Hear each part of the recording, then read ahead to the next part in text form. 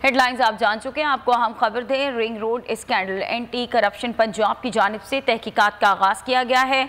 जाफर बिन यार इस बारे मजीद अपडेट्स देंगे, आगाह कीजिएगा जाफर।